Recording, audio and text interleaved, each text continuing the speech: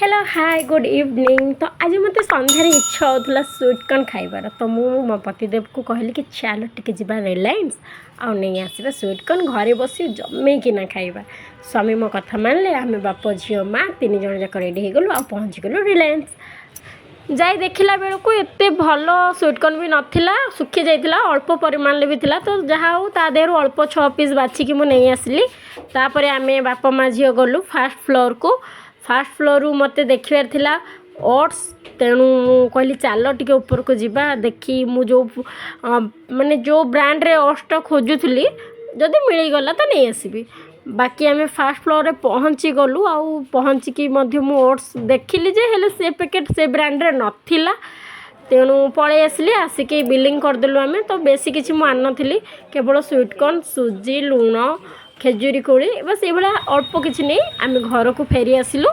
घरे आसी मु बनैली स्वीट कॉर्न। तो चुपा छड़ाई ताको परिष्कार करी मु देदेली प्रेशर कुकर आउ ता देहरे दे देथिली पानी जतिकी लागिवो, बस ए अनुसार पानी दे देकी लुण दे देथिली। लुण पकई सारिकी कौन कली कि मु लगेदेली तार ढक्कन।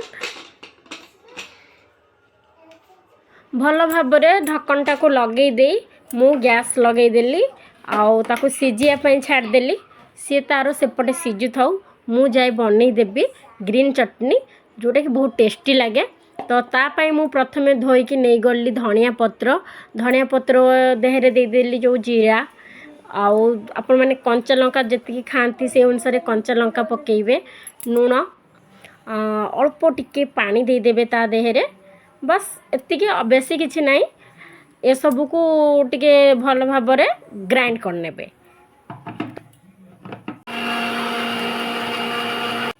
आउ टिके भल फाइन पेस्ट होगापाई मो अल्प आउ टिके पानी दीदी ताको पुणी थे चलई नेबी, जहाँद्वारा कि पूरा फाइनली माने क्रीमी टाइप रो हो चटनीटा जोटा कि बहुत टेस्टी लगे और भल लगे। तो बस ये मोर हो गलानी, एपटे मोर सीटी बाजिगला। सी कहलानी कि आसतु मत खोली दिंतु मुझे गलिनी आउ खातु मत, तेणु सीटी मोर डाकुची मत पाखक जावाई। एपटे गैस ऑफ करदेली आउ एपटे चटनी देखिली कि मोर परफेक्टली हो जाइए। देखी पारे आपण मैंने बस ये भाया ही रहिबो जो धनिया चटनीटा बहुत बढ़िया से ग्राइंड हो जाइए से मोर। तो चलतु एबे धनिया चटनी को मुझे ताटिए जो काढ़ी नहीं आउ ता देहरे लेंबू रस को भल भाव चुपड़ी चुपड़ी देदेली, जहाँद्वारा कि आहरी चटपटा खट्टा बढ़िया टेस्ट लगे।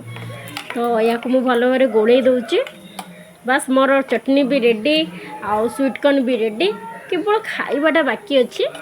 आउ लेट न करी मुझे जीवी चटनी आउ स्वीट कॉर्न को भल भाव जी जहाँ लगेकिना दबेकिना मस्ती करके खाइबे। टन आसीगला गरम गरम स्वीट कॉर्न जोटा कि भारी सुंदर भाव में सीझी जाइए। पूरा देखिपे बढ़िया देखा जाउची, खाली मन हो टपटप केमती खाईदेवी। तो बस बहुत गरम है मुझे छुरी रे काढ़ी दूची, कहीं हाथ देले मो हाथटा पुणी फुस्का हो। तो जहाँ होना कहीं मो झील भी व्यस्त है खायापी आ मुझे बहुत व्यस्त हो गले खाया को। तो ये सब को काढ़ी देती हल्का टिके ठंडा हो गले ता देहरे लेंबू लुण आउ मोर चटनी को भल भाव लगेदेवी। इटा प्रथमे मो झील बनईदेली कहीं चटनी रे मु लंका दे दीची, तेणु सी खाई पारिबनी। तार केवल लेंबू लुण लगे देदेली सी तार खाइब। आ मोर आउ मो स्वामी चटनी देखी पारे के बढ़िया देखा जाउची, येलो येलो स्वीट कॉर्न ऊपर ग्रीन ग्रीन चटनी। देखला बेल को इच्छा हो पार्टी केते बेले से पशिज भारी बढ़िया लगे टेस्टी। सतरे मु बन मु कौन कहि बहुत बढ़िया टेस्टी। मु लगुच कि वीडियो पछरे बनैबी प्रथमे आगे खाईदेवी। तो निहाती समस्त को संध्या बेले यही भाया चटपटा जिनस खाइबा को इच्छा हुए, मत तो बहुत ही भल लगे। आउ मु स्वीट कॉर्न बहुत बड़ फैन।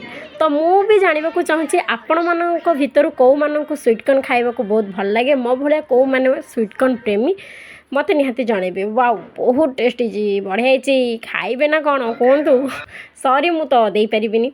तो जहाँ होना कहीं ये भाव में मोर स्वीट कॉर्न खिया सैला, पुणी रातिकार खाइबा बनई देती जो बुट आलू तरकारी। तापर खाइबा पीबार कार्यक्रम सरिला आमर।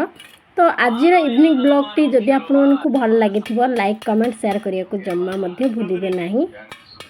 Thank you.